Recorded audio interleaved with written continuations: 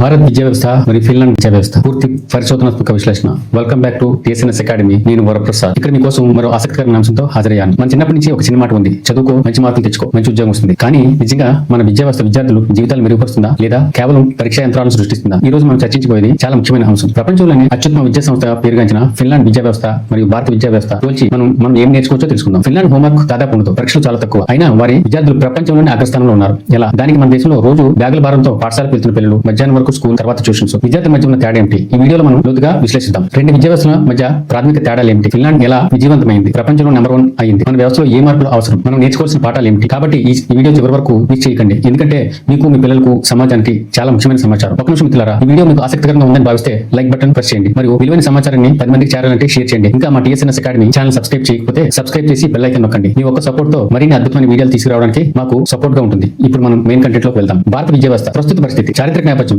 భారతదేశ విద్యా వ్యవస్థ యొక్క ప్రస్తుత రూపం ఎక్కువగా బ్రిటిష్ వారసత్వం నుంచి వచ్చింది. లార్డ్ మొకాలే 1935లో రూపొందించిన విధానం ఈనాటికి వ్యవస్థలో ప్రభావం చూపిస్తుంది. ఆ కాలంలో లక్ష్యం స్పష్టంగా ఉండేది. బ్రిటిష్ వారు వారి కార్యనిర్వహణకు సహాయం చేసే క్లర్కులు సృష్టించడం కోసం విద్యా వ్యవస్థను రూపొందించారు. స్వాతంత్రం వచ్చి 75 ఏళ్లు దాటినా మన విద్యా వ్యవస్థ యొక్క ప్రాథమిక నిర్మాణం పెద్దగా మారలేదు. మనం ఇప్పటికే రోట్ లెర్నింగ్, గుర్తుపెట్టుకునే పద్ధతి మీద ఆధారపడుతున్నాం. ప్రస్తుత సమస్యలు. పాయింట్ నెంబర్ 1, పరీక్షలు కేంద్రీకృతమై ఉన్నాయి. మన విద్యా వ్యవస్థలో పరీక్షలే ప్రధానం. 10వ తరగతి బోర్డు పరీక్షలు, ఇంటర్మీడియట్ బోర్డు పరీక్షలు, ఐఐటి, జేఈఈ, నీట్, యూపీఎస్ ప్రతిదీ పరీక్షలే. విద్యార్థి యొక్క నైపుణ్యాలు, సృజనాత్మకత, విమర్శనాత్మక ఆలోచన కంటే మార్కుల మీద ఉన్న సంఖ్యలే ముఖ్యమవుతున్నాయి. గణాంకాలు ఆశ్చర్యంగా చూపిస్తున్నాయి. జేఈఈ అడ్వాన్స్డ్ కోసం దాదాపు 15 నుంచి 20 లక్షల మంది విద్యార్థులు పోటీ పడతారు. కానీ కేవలం 10,000 మంది మాత్రమే ఐఐటిలో సీటు లభిస్తుంది. ఈ తీవ్ర పోటీ విద్యార్థులపై అపారమైన ఒత్తిడిని సృష్టిస్తుంది. రోట్ లెర్నింగ్, బట్టి పట్టుట, కంఠస్థీకరణ. మన విద్యార్థులు ఎందుకు అని అడగకుండా ఏమిటి అని మాత్రం నేర్చుకుంటారు.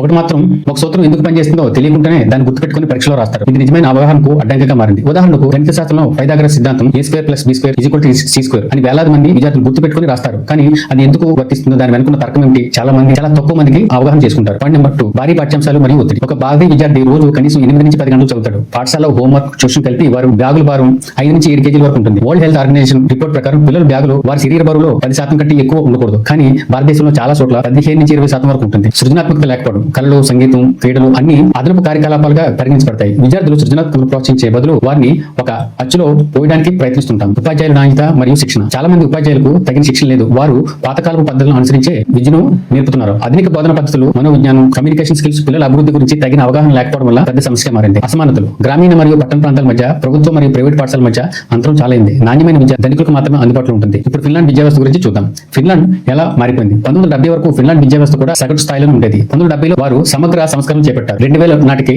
PISA program for international students assessment పరీక్షలో ఫిన్లాండ్ విద్యార్థులు ప్రపంచంలోనే అగ్రస్థానంగా నిలిచారు. ఫిన్లాండ్ విద్యాతత్వం చాలా సరళంగా ఉంటుంది. ప్రతి పిల్లవాడు ముఖ్యం. ప్రతి పిల్లవాడికి నాణ్యమైన విద్య అవసరం. ఫిన్లాండ్ విద్యా వ్యవస్థ యొక్క ముఖ్య లక్షణాలు. తక్కువ హోంవర్క్, తక్కువ పరీక్షలు. ఫిన్లాండ్ లో విద్యార్థులకు రోజుకు కేవలం 30 నిమిషాల హోంవర్క్ మాత్రమే ఉంటుంది. 16 ఏళ్ల వరకు పెద్దగా పరీక్షలు కూడా ఉండవు. విద్యార్థులు పురోగతి నిరంతరం అంచనా ద్వారా కొలుస్తారు, ఒక పరీక్ష ద్వారా కాదు. వారి నమ్మకం ఏమిటంటే పిల్లలు ఆడుకోవడానికి, విశ్రాంతి తీసుకోవడానికి, వారి ఆసక్తులను అభివృద్ధి చేసుకోవడానికి సమయం కావాలి. సమానత్వం, ప్రభావం. ఫిన్లాండ్ లో ప్రతి పాఠశాల దాదాపు ఒకే స్థాయిలో ఉంటుంది. ప్రభుత్వ పాఠశాలలు చాలా మంచివి కాబట్టి చాలా తక్కువ మంది ప్రైవేట్ పాఠశాలలో జాయిన్ అవుతారు. అక్కడ ధనవంతుడి పిల్లలు, సాధారణ వ్యక్తి పిల్లలు ఒకేలా విద్యను అభ్యసిస్తారు. అన్ని పాఠశాలలో ఉచిత మధ్యాహ్న భోజనం, ఉచిత పుస్తకాలు, అవసరమైతే ఉచిత రవాణా సౌకర్యం కూడా ఉంటుంది. ఫిన్లాండ్ లో ఉపాధ్యాయులను గౌరవించడం. ఫిన్లాండ్ లో ఉపాధ్యాయ వృత్తి అత్యంత గౌరవప్రదమైనది. ఉపాధ్యాయుడు కావాలంటే మాస్టర్ డిగ్రీ తప్పనిసరి. కేవలం 10% మంది దరఖాస్తులు మాత్రమే వాళ్ళు స్వీకరిస్తారు. ఉపాధ్యాయుడు శిక్షణ కార్యక్రమంలో ప్రవేశిస్తారు. మెడికల్ కాలేజీల కంటే ఇది చాలా కఠినం. ఉపాధ్యాయులకు పూర్తి స్వేచ్ఛ ఉంటుంది. వారు ఎలా బోధించాలి, ఏ పద్ధతులు ఉపయోగించాలి నిర్ణయం తీసుకోవచ్చు. ప్రభుత్వం వారిపై నమ్మకం ఉంచుతుంది. ఆట ఆధారిత అభ్యాసం. ముఖ్యంగా చిన్నపిల్లలకు ఆట ద్వారా నేర్చుకోవడమే ప్రధాన పద్ధతి. వారు నమ్ముతారు పిల్లలు ఆనందంగా ఉంటే బాగా నేర్చుకుంటారని. 7 సంవత్సరాల వయసు వరకు పిల్లలకు అధికారిక విద్య ప్రారంభం కాదు. ముందు వారు సామాజికంగా, భావోద్వేగంగా సిద్ధం చేస్తారు. వ్యక్తిగత శ్రద్ధ. ప్రతి తరగతికి 20 మంది విద్యార్థులు మాత్రమే ఉంటారు. ఒకవేళ ఒక విద్యార్థి వెనకబడి ఉంటే వారికి ప్రత్యేకమైన సహాయం అందిస్తారు. ఏ పిల్లవాడిని కూడా వదిలిపెట్టరు అనేది వారి సూత్రం. విద్యార్థులకు ప్రత్యేక అవసరాలు ఉంటే, సృష్టి లోపాలు, వినికిడి లోపాలు, నేర్చుకోవడంలో ఇబ్బందులు, వారి అదనపు మద్దతు కూడా అందుబాటులో ఉంటుంది. జీవన నైపుణ్యాలు. ఫిన్లాండ్ పాఠశాలలో వంట, చెక్క పని, లోహ పని వంటివి ప్రత్యేకమైన ప్రాక్టికల్ నైపుణ్యాలు కూడా ఉంటాయి. విద్యార్థులు జీవితానికి సిద్ధమవుతారు, కేవలం పరీక్షల కోసం కాదు. Critical thinking, problem solving, team work, communication ఈ నైపుణ్యాలకు ప్రత్యేకమైన స్థానం ఉంటుంది. విరామ సమయం ముఖ్యం. ప్రతి 45 నిమిషాలకు 15 నిమిషాల పాటు విరామ సమయం ఉంటుంది. విద్యార్థులు బయటికి వెళ్లి ఆడుకోవడం మస్తిష్కానికి విశ్రాంతి అవసరమని వారి నమ్మకం. పాఠశాల రోజు కూడా చిన్నది. ఉదాహరణకు 1వ తరగతి విద్యార్థులు రోజుకు 4 నుంచి 5 గంటలు మాత్రమే తరగతి గదిలో ఉంటారు. ఇక భారత్, ఫిన్లాండ్ విద్యా వ్యవస్థల పోలికలు చూద్దాం. ప్రధాన తేడాలు. పోలిక విశ్లేషణ. భారతదేశం, ఫిన్లాండ్. పాఠశాల ప్రారంభ వయసు 3 నుంచి 4 సంవత్సరాల భారత్లో ఉంటుంది. ఫిన్లాండ్ లో 7 సంవత్సరాల వరకు స్కూల్లో జాయిన్ చేయరు. తరగతి పరిమాణం 40 నుంచి 50 వరకు భారత్లో ఉంటుంది విద్యార్థులు. కానీ ఫిన్లాండ్ లో 15 నుంచి 20 మంది విద్యార్థులు మాత్రమే ఉంటారు క్లాస్ కి. రోజువారీ హోంవర్క్ 3 నుంచి 4 గంటల వరకు ఉంటుంది భారత్లో. కానీ ఫిన్లాండ్ లో 30 నిమిషాలు మాత్రం ఉంటుంది. పరీక్షల ఫ్రీక్వెన్సీ. ఉపాధ్యాయుల అర్హత బ్యాచిలర్ డిగ్రీ, BEd. కానీ ఫిన్లాండ్ లో మాస్టర్ డిగ్రీ తప్పనిసరి. వార్షిక విద్యా ఖర్చులో ప్రభుత్వం తక్కువ భారత్లో. కానీ ఫిన్లాండ్ లో GDP లో 6% విద్యా ఖర్చు చూపిస్తుంది. బోధనా పద్ధతి అక్కడ సరళంగా వ్యవస్థీకృతంగా ఉంటుంది. కానీ భారత్లో రోట్ లెర్నింగ్, అనుభవ ఆధారిత ఫలితాలు. బోధనా పద్ధతి సరళీకృతంగా ఉంటుంది, సరళంగా ఉంటుంది. భారత్ లో రూట్ లెర్నింగ్, అక్కడ అనుభవ ఆధారిత ఫలితాలు ఫుల్గా. PISA 2018 ప్రకారం రీడింగ్ లో ఫిన్లాండ్ విద్యార్థులు 520 పాయింట్స్ తో ముందంజ ఉంటే భారత్ 340 పాయింట్స్ లో ఉన్నారు. గణితంలో ఫిన్లాండ్ 507 పాయింట్లతో ముందంజలో ఉంటే భారత్ 334 పాయింట్స్ తో ఉన్నారు. విజ్ఞానంలో ఫిన్లాండ్ 522 పాయింట్స్ తో ముందంజలో ఉంటే భారత్ 327 పాయింట్స్ తో ఉన్నారు. కానీ గుర్తుంచుకోండి, ఫిన్లాండ్ విద్యార్థులు తక్కువ గంటలో చదువుకున్న తక్కువ ఒత్తిడిలో ఉన్న సరే మెరుగైన ఫలితాలు సాధిస్తున్నారు. మానసిక ఆరోగ్యం, భారతదేశంలో విద్యార్థుల ఆత్మహత్య రేట్లు ఆందోళనకరంగా ఉన్నాయి. NCRB national crime records bureau గణాంకాల ప్రకారం 2021లో మాత్రం 13,000 కంటే ఎక్కువ మంది విద్యార్థులు ఆత్మహత్య చేసుకున్నారు. పరీక్షల ఒత్తిడి, కుటుంబ అంచనాలు, పోటీ ఇవన్నీ ప్రధాన కారణాలు. ఫిన్లాండ్ విద్యార్థులు మానసిక ఆరోగ్యం అధిక ప్రాధాన్యత ఉంటుంది. పాఠశాలలో కౌన్సిలర్లు ఉంటారు. విద్యార్థులకు సమయానికి సహాయం అందుతుంది. మనం నేర్చుకోవాల్సిన పాఠ పరీక్షా వ్యవస్థను సంస్కరించండి. పరీక్షలు అవసరం, కానీ ఈ విద్యా ప్రక్రియ ఏకైక లక్ష్యం కాకూడదు. నిరంతరం అంచనా, ప్రాజెక్ట్ ఆధారిత అభ్యాసం, ప్రాక్టికల్ నైపుణ్యాలు ఎక్కువ ప్రాధాన్యత ఇవ్వాలి. ఉపాధ్యాయులకు శిక్షణ మరియు గౌరవం ఇవ్వాలి. ఉపాధ్యాయులకు మెరుగైన శిక్షణ, మెరుగైన జీతాలు, మెరుగైన పరిస్థితులు కల్పించాలి. హోంవర్క్ తగ్గించండి. అవసరమైతే హోంవర్క్ భారాన్ని తగ్గించండి. పిల్లలకు ఆడుకోవడానికి, విశ్రాంతి తీసుకోవడానికి, కుటుంబ సభ్యులతో గడపడానికి అవకాశం ఇవ్వాలి. సృజనాత్మకత మరియు క్రిటికల్ థింకింగ్, కళలు, క్రీడలు, సాంకేతికత ఇవన్నీ కూడా పాఠ్యాంశంలో ప్రాధాన్యంగా ఉండాలి. విద్యార్థులకు విమర్శనాత్మక ఆలోచన శక్తి ప్రోత్సహించాలి. వ్యక్తిగత శ్రద్ధ, తరగతి పరిమాణాలు తగ్గించాలి. ప్రతి విద్యార్థికి వ్యక్తిగత శ్రద్ధ అందుబాటులో ఉండాలి. స్పెషల్ నీడ్స్ ఉన్న విద్యార్థులకు అదనపు మద్దతు అందించాలి. ప్రాక్టికల్ నైపుణ్యాలు, జీవన వైవిధ్యం, వృత్తి నైపుణ్యాలు, ఫైనాన్షియల్ లిటరసీ అన్ని పాఠశాలలో నేర్పించాలి. సమానత్వం, గ్రామీణ మరియు పట్టణ ప్రాంతాల్లో ప్రభుత్వం మరియు ప్రైవేట్ పాఠశాల మధ్య అంతరాన్ని తగ్గించాలి. ప్రతి పిల్లవాడు నాణ్యమైన విద్య పొందే హక్కు ఉన్నది. అయితే నేషనల్ ఎడ్యుకేషన్ పాలసీ 2020 ప్రకారం కొత్త ఆశలు.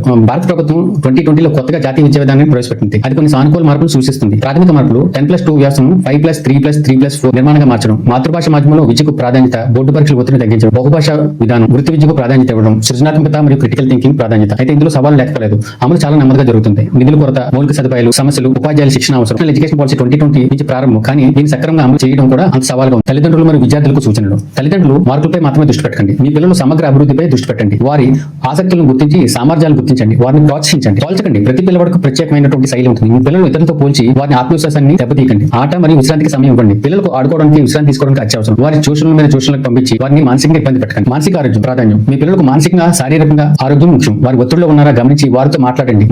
నైపుణ్యాలను అభివృద్ధి చేయండి. Communication skills, team work, problem solving, creativity ఈ నైపుణ్యాలు మార్కుల కంటే చాలా ముఖ్యం. ఇంకా విద్యార్థులకు వద్దాం. మీరు మీ మార్కులు మాత్రమే కాదు, మీ విలువ మార్కుల ద్వారా నిర్ణయించబడుతుంది. మీ ప్రతిభ, మీ ప్రయత్నం, మీ పాత్ర ఇవే నిజంగా మీకు ముఖ్యం. నేర్చుకోవడం ఆనందించండి. పరీక్షల కోసం మాత్రమే కాదు, నేర్చుకోవడం కోసం చదవండి. కుతూహలంగా ఉండండి. ప్రశ్నలు అడగండి. సహాయం కోరడానికి సిగ్గుపడకండి. మీరు ఏదైనా అర్థం కాకపోతే, మానసిక ఒత్తిడి ఉంటే సహాయం కోరండి. తల్లిదండ్రులు, టీచర్లు, మిత్రులతో మాట్లాడండి. బ్యాలెన్స్ నిర్వహించండి. చదువుతో పాటు క్రీడలు, అభిరుచులు, స్నేహితులతో సమయం గడపడం కూడా ముఖ్యం. జీవితం సంతులితంగా గురించి మీ ఇంట్రెస్ట్, మీ ఆసక్తులు ఏంటో వెతకండి. మీకు ఏమి ఇష్టమో, మీకు ఏది ఆసక్తి ఉందో దాని గురించి వెంబడించండి. విజయం ఆనందం నుంచి వస్తుంది. Find your interest. ఆసక్తులను వెంబడించండి. మీకు ఏమి ఇష్టమో, మీకు ఏది ఆసక్తి ఉందో దాన్ని వెంబడించండి. విజయం ఆనందం నుంచి. భవిష్యత్ కోసం వ్యక్తిగత స్థాయిలో స్వీయ అభ్యాసం, సొంతంగా నేర్చుకోవడం, ఆన్లైన్ కోర్సులు, పుస్తకాలు, డాక్యుమెంట్లు ఇవన్నీ కూడా సొంత ఆసక్తుల ప్రకారం నేర్చుకోండి. నైపుణ్యాలను అభివృద్ధి చేసుకోండి. కోడింగ్, డిజైన్, రైటింగ్, స్పీకింగ్, భవిష్యత్తుకు నైపుణ్యాలను అభివృద్ధి చేసుకోండి. మెంటర్షిప్ ఎంచుకోండి. మార్గదర్శకులు కనుకోండి. వాళ్ళని ఫాలో అయిపోండి. నెట్వర్కింగ్, వివిధ రంగాల్లో కనెక్ట్ అవ్వండి. ప్రయాణం సాధించండి. అవగాహన కోసం మన సమాజంలో విద్య గురించి సంభాషించండి. స్వచ్ఛంద సేవ లేదా స్థానిక పాఠశాలకు వెళ్లి బోధించండి. సహాయం చేయండి. ప్రభుత్వ స్థాయిలో అదనపు చర్యలు, విద్యా బడ్జెట్ పెంపు, జీడీపీలో 6% విద్యకు కేటాయించాలి. ఉపాధ్యాయులకు శిక్షణ, సమగ్ర కార్యక్రమాల్లో ఏర్పాటు చేయాలి. పాఠశాల తగిన భవనాలు, లైబ్రరీ, ల్యాబ్లు,